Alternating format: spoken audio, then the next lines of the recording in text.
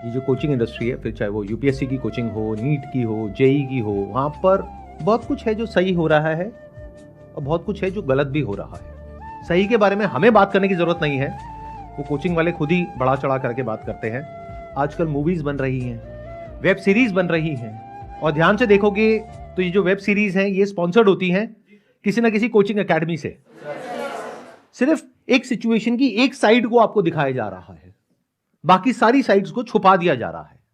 तो क्या हो अगर आज के सेशन में उस साइड के बारे में बात करें जिसके बारे में रेयरली कहीं पर बात होती है लेकिन होनी चाहिए। बहुत इंपॉर्टेंट है ये। मतलब क्या कि आप में से बहुत सारे लोग हैं जो इस तरह की कोचिंग या तो ले चुके हैं या ले रहे हैं, क्योंकि आज का जो एज ग्रुप है हमारे सेशन का वो 18-19 साल नहीं है, 25 साल के आसपास है। तो आप लोग या तो ऐसी कोचिंग्स में से निकल चुके हैं या अभी हैं, तो आपसे ज्यादा अच्छे तरीके से कोई नहीं बता सकता कि एक्चुअल में अंदर क्या नेगेटिव है। पॉजिटिव तो वो चीख चीख करके बता रहे हैं अलग अलग तरीकों से, बट नेगेटिव भी तो सामने आना चाहिए ना। वो कैसे आएगा जब तक आप लोग नहीं बताओगे जो कि अंदर बैठ करके वो सब देख रहे हो। तो यही आज के सेशन का ऑब्जेक्टिव है कि लाखों करोड़ों बच्चे जो अलग अलग तरह की कोचिंग लेने वाले हैं उनके सामने एक ऐसा सच आए जो किसी कोचिंग वाले ने स्पॉन्सर ना किया हो और जो बायस ना हो, बिल्कुल अनबायस्ड हो, यानी रियलिटी पे बेस्ड हो। मेरे हाथ में एक नोटिफिकेशन है गवर्नमेंट का। यह है सेंट्रल कंज्यूमर प्रोटेक्शन अथॉरिटी यानी कि सीसीपीए की तरफ से एक नोटिफिकेशन आया था जहां पर उन्होंने 20 नोटिस इश्यू करे थे आईएएस कोचिंग इंस्टीट्यूट्स को फॉर मिसलीडिंग एडवर्टीजमेंट्स। इसके बारे में कितनों को पता है? बहुत कम लोगों को। तो सोचो आप लोग जिनकी एज है 25 साल के आसपास, आपको ही नहीं पता, तो वो बच्चे जिनकी एज है 16, 17 साल, 18 साल, उन्हें क्या पता होगा? तो उन तक ये इंफॉर्मेशन पहुंचनी चाहिए या नहीं पहुंचनी चाहिए? अगर गवर्नमेंट कोई एक्शन ले रही है इन कोचिंग इंस्टीट्यूट्स के अगेंस्ट तो वो उन्हें पता होना चाहिए। यही आज के हमारे सेशन का मोटिव है। अब ये मिसलीडिंग एडवर्टीजमेंट्स क्या होते हैं? है आप में से कोई जो इसके बारे में बताना चाहेगा? अच्छा, जो आप में से थोड़ा डर रहे होंगे ना इस बारे में बात करने से, तो प्लीज वो मत बोलिएगा क्योंकि कैमरास लगे हुए हैं, तो सोच समझ करके बोलिएगा। सर उसमें मैंने अभी जो एक्सपीरियंस किया है, पहली बात तो जो एक टॉपर होता है, जो मिसलीडिंग एडवर्टीजमेंट है, वो कैसा होता है एक ही टॉपर 10 इंस्टीट्यूशन प्रमोट करते हैं कि हमारे यहाँ से पढ़े लिए। ये पॉसिबल कैसे है? पॉसिबल ऐसे सर, गिव एंड टेक है ये एवरीथिंग। अगर आपके लिए, जैसे अब हम यहाँ पे आए तो हम प्रॉफिट के लिए आए, हमें कुछ तो मिल रहा है। बेशक हम फ्री ऑफ कॉस्ट यहाँ पे शॉर्ट लिस्टेड हुए कि चलो आओ संदीप महेश्वरी सर के सेशन लो, लेकिन हम कुछ तो लेके जाएंगे यहाँ से। तो अगर कोई वहाँ पे आ भी रहा है, कोई टॉपर कि हाँ मैंने यहाँ पे कुछ किया, तो डेफिनेटली इज गेटिंग समथिंग। मतलब आप ये कह रहे हैं कि अगर वो उस इंस्टीट्यूट से नहीं निकला है फिर भी उसकी फोटो वहां पर यूज हो रही है। Exactly sir. तो उसको कुछ डायरेक्टली या इनडायरेक्टली कुछ बेनिफिट मिल रहा है। Exactly sir. अब वो क्या है वो पता नहीं। यस सर, वो कुछ भी हो सकता है सर, जो हम एक्सपेक्ट भी नहीं कर सकते, अज्यूम भी नहीं कर सकते। तैयारी के दौरान जो भी बच्चे कहीं भी जा करके टेस्ट लगाते हैं, मॉक पेपर्स लगाते हैं, तो अगर जा करके वो बस मॉक्स पेपर के लिए ही अगर रजिस्टर करते हैं तो वो इंस्टीट्यूट वाले भी ये डाल देते हैं कि उन्होंने हमारे यहाँ से ही कोचिंग लिया है। तो आपका ये कहना है कि ये जो बच्चे जिनको ये दिखा रहे हैं कि इन्होंने हमारे यहाँ से करके टॉप किया है, उन बच्चों ने एक्चुअल में हो सकता है वहां से सिर्फ एक फ्री मॉक टेस्ट लिया है। Yes sir, yes sir. तो मतलब ये हुआ कि अगर आप कह रहे हो, अगर यूपीएससी की बात करी जाए कि लाखों बच्चों ने अप्लाई किया, उसमें से 3000 ने मेंस क्लियर किया, उनको बोल दिया कि आप हमारे यहां से फ्री मॉक टेस्ट ले सकते हैं। उसके बेस पर एडवर्टाइजिंग में इस तरीके से उसको पोर्ट्रे किया जा रहा है जैसे कि उसने पैसे दे करके वहां से 1 साल की या 2 साल की कोचिंग ली है, जबकि रियलिटी क्या है कि उसने वहां से कोचिंग नहीं ली है। ये बिल्कुल ऐसा हो गया कि मैं जाऊं और जा करके टॉप जो बॉलीवुड के सेलिब्रिटीज हैं उनके साथ में फोटो खिंचा लूं और फोटो खिंचा करके बोलूं अरे ये तो मेरे यहां से निकला है, ये भी मेरे यहां से निकला है, ये भी मेरे यहां से, ये तेरे को निकलना है, 50,000 रुपए दे दे, अगला तू ही है। सर इसमें मुझे एक चीज़ और लगती है, जैसे कि क्योंकि जो बच्चे होते हैं जो चूज़ करते हैं उनके पास दिमाग इतना होता नहीं है। 16-17 ईयर्स, मतलब मैं जो बता रही हूँ एज, मैंने भी कोटा नीट के लिए प्रिपरेशन करी थी, तो उस टाइम यही हुआ था कि देख के ना दीदी भैया को देख के कि नीट अच्छा होता है, डॉक्टर बन जाएंगे, और बस ये होता है कि नीट कर लिया या फिर जेई निकाल लिया तो पूरा लाइफ सेटल है। बट असली में ऐसा नहीं होता है। उसका जो पाथ है ना वो बहुत डिफिकल्ट है। तुम मतलब कि 5 ईयर MBBS करो, उसके बाद PG निकालो, वो भी 1-2 साल में नहीं निकलती है क्योंकि अगेन कॉम्पिटिटिव एग्जाम। इससे तुम कुछ और भी कर सकते हो। तो ये मतलब मुझे लगता है कि नीट और जो बड़े बड़े UPSC है या फिर जो सब भी है, वो बच्चों को ऐसा लगता है कि यही ड्रीम है, मतलब ये ड्रीम है, मतलब कि पता नहीं क्या हो जाएगा, जैसे तुम पता नहीं क्या बन जाओगे, ऐसा जो कि नहीं है ऐसा, मतलब तुम एक नॉर्मल दूसरी जगह 3 साल काम सीख के भी कर सकते हो। मान लेते हैं आपने नीट क्लियर कर लिया, नहीं करा मैंने। नहीं मान लेते हैं आपने नहीं किया बट बहुतों ने कर लिया। हाँ। उसके बाद में एमबीबीएस की जो फीस होती है कॉलेज की वो कितनी होती है? गवर्नमेंट की तो बहुत लो होती है, लाइक 50,000 या फिर बहुत एम्स में जाओगे तो कुछ भी नहीं होती है। बट वहां पर होने की पॉसिबिलिटी बहुत कम बहुत होती है क्योंकि कम है। सीट्स कम होती है। तो मान लो आप प्राइवेट कॉलेज में गए तो वहां पे कितनी फीस होती है? 1 करोड़ 70 लाख से तो कम है ही नहीं कहीं पर भी, मतलब इंडिया टोटल में। खर्चा इंडिया वहां में। पे रहना हाँ। खाना पीना प्लस कॉलेज की फीस तो 1 वो CR 1 प्लस। करोड़ के आसपास आ जाता है हाँ। खर्चा। हाँ और ये करने के बाद में अगर आप आगे पीजी ना करो, हाँ। कोई स्पेशलाइजेशन ना करो, सिर्फ यही करो तो कितनी सैलरी मिलती है? 45,000 depend on state to state. वहां से निकलने के बाद में जो एवरेज सैलरी आपको मिलती है that is around 50,000 rupees per month. Yes sir. तो अगर ये 1 करोड़ रुपए आपके पिताजी के पास में या माताजी के पास में नहीं है और आपने लोन ले लिया है तो इस लोन के ऊपर जो इंटरेस्ट लगेगा वो लगेगा 9%, यानी साल का 9 लाख रुपए आपको देना है इंटरेस्ट। और आपकी कमाई है साल की 6 लाख रुपए, जिसमें से कुछ खर्चे भी होंगे। तो इसके ऊपर एक बहुत बड़ा क्वेश्चन मार्क है कि क्या ये रास्ता जिसके पीछे पूरी दुनिया दीवानी है, क्या ये रास्ता सबके लिए सही भी है या नहीं है? मुझे यही बोलना चाहती हूँ यूपीएससी के बारे में कि कुछ बच्चे सिर्फ एक टीचर को देख के, एक पर्टिकुलर टीचर को देख के सिर्फ एक कोचिंग में जाते हैं, लेकिन वहाँ पर क्या होता है कि वो सिर्फ आपको एक सब्जेक्ट का कोर्स नहीं देंगे, वो आपको सिर्फ बहुत ज़्यादा कंबाइंड सब्जेक्ट का, मतलब कि आप सिर्फ एक टीचर को देख के जा रहे हो कि ये टीचर अच्छा पढ़ाता है, आपने कहीं से सुना है या यूट्यूब से देखा है या शॉर्ट पे देखा है, लेकिन वहाँ पे जाके वो आपको जीएस की, मतलब हिस्ट्री, ज्योग्राफी, पॉलिटी की सबकी कंबाइंड कोर्स देते हैं, जो बैठते हैं 1-1.5 लाख रुपए बैठ जाते हैं। ये जो एक टीचर होता है जिसको देख करके बच्चे दीवाने हो जाते हैं, यस सर। अरे सर यस। उनकी बातें सुनते हैं तो सर बड़ा अच्छा लगता है, मन करता है बस सुनते ही रहो। तो ये जो दीवानगी होती है एक टीचर के लिए, उनके इंस्टीट्यूट को आप ज्वाइन कर भी लेते हो, करने के बाद पता लगता है कि वहां पे तो हजारों बच्चे हैं आपके जैसे, और वो जिनको देख के आपने ज्वाइन किया है उनके पास तो टाइम ही नहीं है आपके लिए। Yes sir. ऐसा होता है नहीं होता है? तो क्या ये पहले उन लोगों को बताना चाहिए नहीं बताना चाहिए सर बताना चाहिए कि भाई वो पढ़ाते भी हैं, या वो सिर्फ यूट्यूब पर वीडियोस में तो दिखते हैं, लेकिन जब इंस्टीट्यूट में आप जाते हो तो साल में एक बार कोई एक आध क्लास में वो दिख जाते हैं, उसके बाद में कुछ अता पता नहीं है जिनको देख करके आप वहां पर गए हो।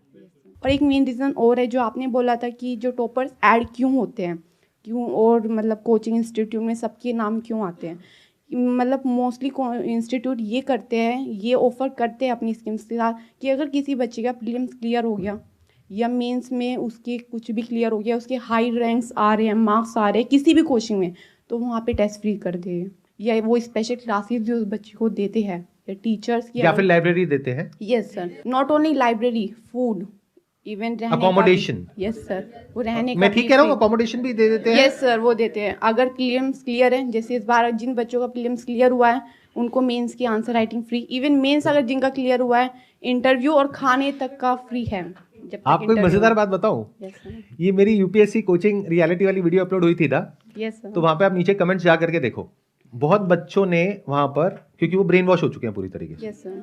वो कमेंट कर रहे हैं सर आप ये कैसे बोल सकते हो इनके बारे में, ये तो फ्री में बच्चों को रहना देते हैं, खाना देते हैं, फ्री में उनको कोचिंग देते हैं। मैंने कहा किनको देते हैं, तो मैंने थोड़ा रिसर्च किया, तब पता लगा वो बच्चे जिनका प्रीलिम्स क्लियर हो जाता है। जी जी, जो बच्चे सिलेक्टेड हैं उनको इंटरव्यू के लिए free interview most of the right. Coaching. तो 2 लेयर है अगर आप ध्यान से समझोगे, एक है जिनका मेंस क्लियर हो गया है यानी 3000 बच्चे, उनके लिए क्या है, free mock test, yes sir.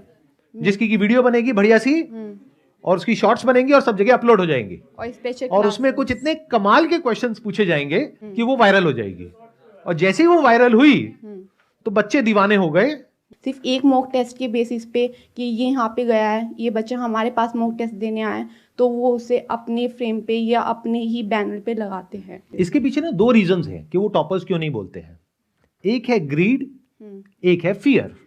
अब ग्रीड सिर्फ पैसे की नहीं होती है, ग्रीड फेम की भी होती है। अभी मेरा ये क्रैक हुआ और इतने बड़े सर मेरे बारे में इतना कुछ बोल रहे हैं, मेरी वीडियोस अपलोड हो रही हैं, स्प्रेड हो रही हैं, वायरल हो रही है, होने दो, मेरे को क्या फर्क पड़ता है। That is one. तो उसको क्या मिल रहा है, फेम मिल रहा है। अच्छा, अंदर की कोई सेटिंग है या नहीं है उसके बारे में हम कुछ नहीं कह सकते विदाउट एनी प्रूफ, तो उसकी हम बात नहीं करते। दूसरा क्या है, फियर, कि मान लो कोई टॉपर है जिसके अंदर से ये आ रहा है कि ये गलत हो रहा है, मान लो आप ही वो टॉपर हो और 10 जगह पर आपकी फोटोज यूज करी जा रही हैं, हर एड में फ्रंट पेज पे आपकी फोटोग्राफ है, AIR1 ये नाम है, और इस कोचिंग में, और दूसरी कोचिंग की एड में भी है, तीसरी में भी है, चौथी में भी है। अब आप वो देख रहे हो, आपको अंदर ही अंदर गुस्सा तो आ रहा है, और आपने अपने पेरेंट्स से बात किया कि क्या मुझे कुछ करना चाहिए इनके अगेंस्ट। आपके पेरेंट्स क्या बोलेंगे कि छोड़ना बेटा, अपने काम पे ध्यान दे, कहां इन लोगों से लड़ेगी। मतलब क्या है, डर कि अगर मैंने इनसे पंगा लिया तो मैं तो इनका कुछ नहीं बिगाड़ सकती, ये मेरा बहुत कुछ बिगाड़ सकते हैं, तो क्यों पंगा लेना है, छोड़ो ना। तो जिस इंसान की ऐसी अप्रोच है, क्या वो IAS बनने के लायक है? No sir. तो गलती सिर्फ इन कोचिंग इंस्टीट्यूट्स की नहीं है, आपकी भी है। Why are you saying students? आप ही तो वो स्टूडेंट्स हो, यस सर, ट्रू। आप ही तो वो एस्पिरेंट्स हो, यस सर। आपसे अलग थोड़ी हैं कि दूसरे प्लेनेट से थोड़ी ना आ रहे हैं। अच्छा, अब मैं आप लोगों से एक क्वेश्चन पूछता हूं कि अगर आप वो टॉपर हो भी सकते हो, मतलब ऐसे क्यों देख रहे हो, तो आप लोगों को तो यकीन ही नहीं है। मान लेते हैं आप वो टॉपर हो और आपके साथ में कुछ ऐसा होता है, तो क्या करोगे? सर ऐसे केस में अब इतनी मेहनत करता है एक स्टूडेंट, और फिर उसके बाद भी मतलब इतना स्टूडेंट मेहनत करता है, क्योंकि IAS क्रैक करना बहुत मुश्किल है, उसके बाद भी अगर वो ये सब कर ले तो फिर उसके बाद वो कैसे करेगा? मतलब कि अब वो कर दे, फिर उसका वो IAS नहीं बन पाएगा, या फिर उस पर इतने केसेस हो जाएंगे, क्योंकि अगर आप IAS बन रहे हो या फिर कोई भी कुछ बन रहे हो और आप पे इतने केसेस हो गए पहले ही इंस्टीट्यूशन में, क्या अगर आपने किसी इंस्टीट्यूशन के अगेंस्ट कर दिया, वो आप पे केस कर देंगे, आप IAS नहीं बनोगे, क्योंकि आप IAS बनने के लिए आप केस नहीं कर सकते, तो फिर स्टूडेंट वो आगे कैसे फॉरवर्ड करेगा? या तो इसके लिए एक अलग सिस्टम हो। आप कुछ गलत नहीं कर रहे हो तो आपके ऊपर केस कैसे हो सकता है? इसके लिए आपको कॉन्स्टिट्यूशन की बेसिक नॉलेज होनी चाहिए, जो आई थिंक आपको पढ़ाई जाती है। The best defence against defamation is truth. अगर आप उतना ही बोल रहे हो जितना कि सच है, फॉर एग्जाम्पल आप इंटरव्यू में यह बोल रहे हो कि मैंने इनके यहां पर फ्री मॉक टेस्ट दिया था, लेकिन मैंने वहां पर पैसे दे करके कोई कोचिंग नहीं ली थी, फिर भी वो मेरा नाम यूज कर रहे हैं और वहां पर ये नहीं लिख रहे हैं कि मैंने उनके यहां से सिर्फ फ्री मॉक टेस्ट लिया है। अगर आप इतना करते हो तो किसी की हिम्मत नहीं है कि आपके अगेंस्ट कोई भी एक्शन ले ले। जो एक्चुअल में सच है उतना ही बोल रहे हो, किसी को डिफेम नहीं कर रहे हो, बस अपना स्टैंड क्लियर कर रहे हो, तो उसमें कोई दिक्कत नहीं है। दुनिया की कोई ताकत आपका कुछ नहीं बिगाड़ सकती है। इतना तो आपको करना चाहिए या नहीं करना चाहिए? Yes sir. क्योंकि अगर आप ये नहीं करते तो आपकी वजह से, उनको तो छोड़ ही दो जिनकी रग रग में लालच दौड़ रहा है, क्योंकि ये कोई छोटा गेम नहीं है। आज की डेट में जो कोचिंग इंडस्ट्री है उसका साइज है इंडिया में 58,000 करोड़, 58,000 करोड़, और अगले कुछ साल के अंदर अंदर ये हो जाएगा 1 लाख करोड़। तो जहां पर लाखों करोड़ रुपए इन्वॉल्व होते हैं वहां पर सब तरह के काम होते हैं, तो इसकी रिस्पॉन्सिबिलिटी है आप लोगों के ऊपर। अगर आपका सिलेक्शन हो जाता है तो आप ये इंश्योर कर सकते हो कि बाकियों का मैंने ठेका नहीं लिया कि वो क्या करते हैं क्या नहीं करते, मैं कुछ भी गलत नहीं करूंगा या नहीं करूंगी। इतनी ईमानदारी आपके अंदर होनी चाहिए। Yes sir. अगर इतनी भी नहीं है, you don't deserve to be there.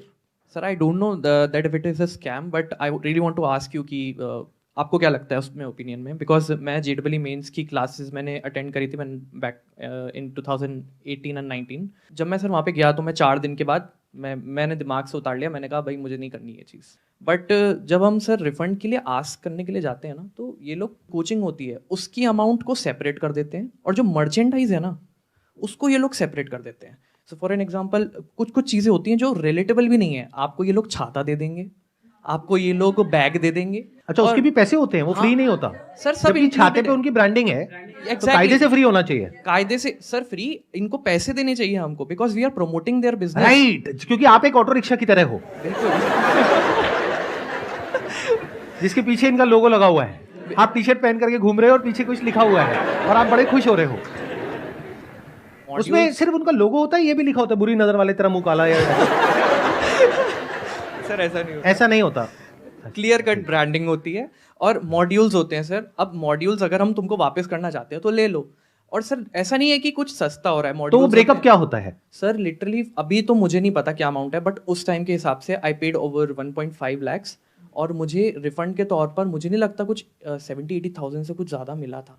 तो मतलब 80,000 रुपए का छाता, सर छाता, बैग और भी सर डायरीज होती हैं, डायरीज पेन होता है और मॉड्यूल्स होते हैं, टेस्ट मॉड्यूल्स। वो क्या है, प्रिंट आउट ही तो है। प्रिंट आउट से सर, एग्जैक्टली। तो प्रिंट आउट लगा लो 100-200 रुपए का, छाता लगा लो 100-200 रुपए का, सब मिला करके जो कॉस्ट आई वो आई 2,000 रुपए। कॉमिक बुक टाइप की रद्दी होती है ना, हाँ, वैसी हाँ। क्वालिटी की। और मैं कोई ऐसे इंस्टीट्यूट की भी नहीं, मैं नाम नहीं लूंगा, बट ये बहुत नामी इंस्टीट्यूट की तरफ से मैं निकला था बाहर। जब आप पैसे वापस मांगने गए कि 1.5 लाख रुपए में से 70,000 रुपए 80,000 रुपए इन्होंने छाते का, डायरी का और बैग का काट लिया है, जिसकी कॉस्ट एक्चुअल में 1,000 रुपए भी नहीं है। बिल्कुल बिल्कुल सर, तो ये स्कैम है।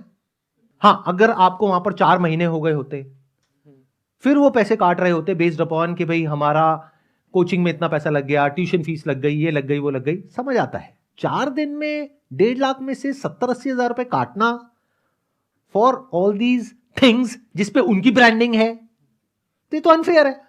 मेरा ये कहना है कि जैसे एमपी से या कोई भी स्टेट से आता है लड़का कोचिंग के लिए, तो उसमें ट्रैप वहीं से बन जाता है, फिक्स हो जाता है कि मुझे इस कोचिंग में जाना है तो जाना है। और आज का सोशल मीडिया का युग है, तो इस युग में वो पहले ही से ट्रैप बना हुआ है।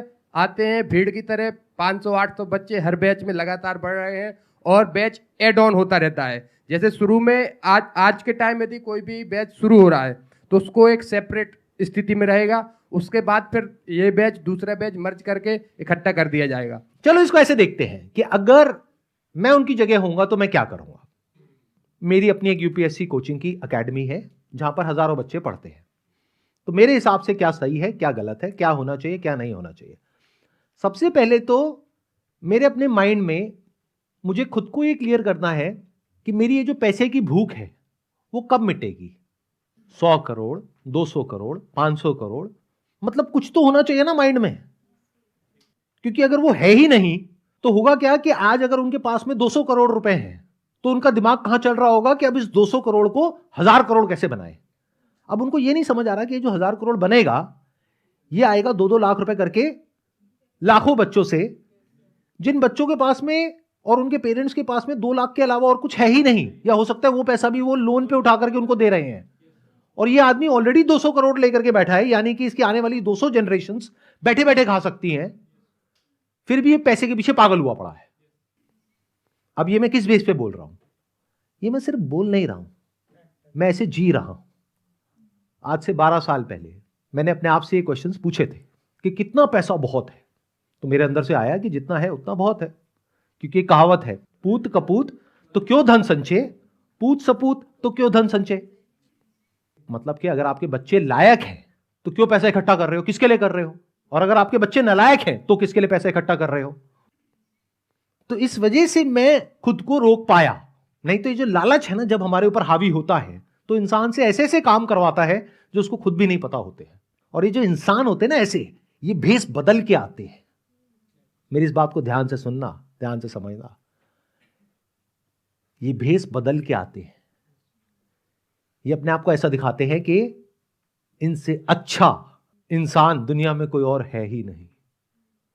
अंदर से इन्हें कोई फर्क नहीं पड़ता कि आप यहां पे जो ज्वाइन कर रहे हो अपनी मां के गहने बेच करके आ रहे हो, या अपने बाप का खेत बेच करके आ रहे हो, या लोन लेकर के आ रहे हो, कहीं से भी आ रहे हो, कैसे भी आ रहे हो, इन्हें कोई फर्क नहीं पड़ता है। इनके लिए आप सिर्फ एक नंबर हो, 200 करोड़ से 1000 करोड़ पे पहुंचने के लिए एक जरिया हो।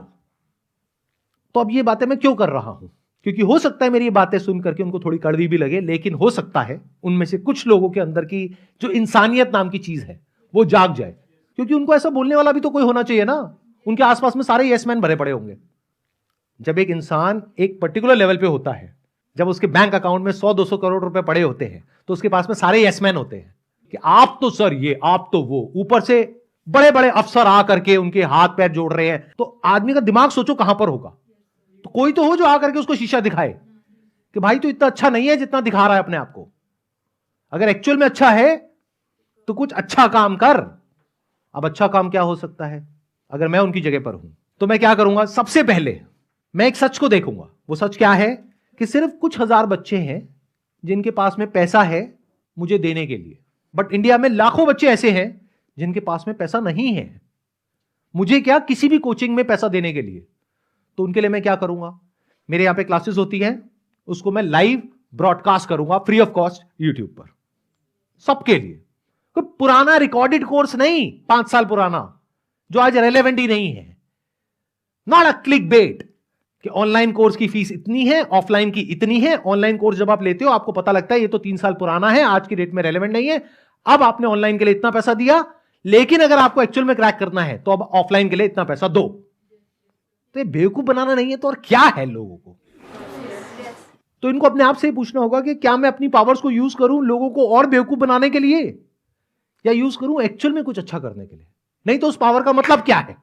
तो मैं क्या करूंगा अगर मैं उनकी जगह पर हूं? सबसे पहले absolutely free live broadcast of all my lectures and my faculties lectures, वो सब यूट्यूब पर अवेलेबल होगा, जिससे लाखों लोगों का भला होगा। उसके बाद भी जिसको ऑफलाइन आना है वो आएगा, तो इससे उनके बिजनेस पे एक्चुअल में कोई फर्क नहीं पड़ने वाला है। नंबर 2, मैं क्या करूंगा, ये जो क्लासरूम्स होती है ना, वहां पर ऑन एन एवरेज 500 बच्चे होते हैं।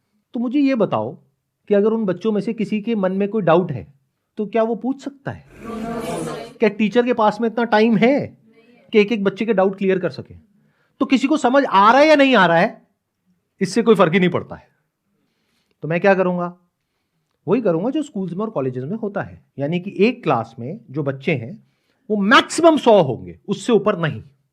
क्योंकि देखो अगर स्कूल्स में कॉलेजेस में 50 से 100 बच्चे होते हैं क्लास में, तो उसके पीछे कोई ना कोई रीजन है। वहां 500 क्यों नहीं होते? एक स्कूल में एक क्लासरूम है, वहां पर 500 बच्चों को एक साथ क्यों नहीं पढ़ाते? और कोचिंग में ऐसा क्यों हो रहा है? प्रॉफिट। तो फोकस किस पे है? प्रॉफिट पे। बहुत सारे ऐसे लोग हैं जिनका ब्रेन वॉश हो चुका है पूरी तरह से। The moment I speak about all these things, तो उनको ऐसा लगेगा मैं उनके अगेंस्ट बोल रहा हूं या उनके ड्रीम के अगेंस्ट बोल रहा हूं। उनका ये सपना है जिसको उनको बेचा गया है, और ये पूरी दुनिया उनको ये सपना बेचने में लगी हुई है। मतलब अगर आप ध्यान से देखोगे आज जिस तरह की वेब सीरीज बन रही है, उससे आप आइडिया लगा सकते हो कि बच्चे कितने बुरे तरीके से इन सब से इन्फ्लुएंस हो रहे हैं, और उसकी वजह से क्या होने वाला है उनके साथ में आने वाले 2 साल बाद, 5 साल बाद, उन्हें खुद भी नहीं पता है। तो मेरा मकसद सिर्फ इतना सा है कि लोगों को अवेयर कराया जाए। किसी पर्टिकुलर इंसान के खिलाफ या किसी इंस्टीट्यूट के खिलाफ कुछ भी बोलने का मेरा कोई मोटिव नहीं है, क्योंकि मेरा गोल क्लियर है कि मुझे वो नहीं करना है जिसमें कुछ लोगों का फायदा है या नुकसान है, बल्कि मुझे ये देखना है कि मासेस का फायदा और नुकसान किस चीज में है। स्पेशली उनके बारे में सोचना है जिनके बारे में कोई भी नहीं सोच रहा है।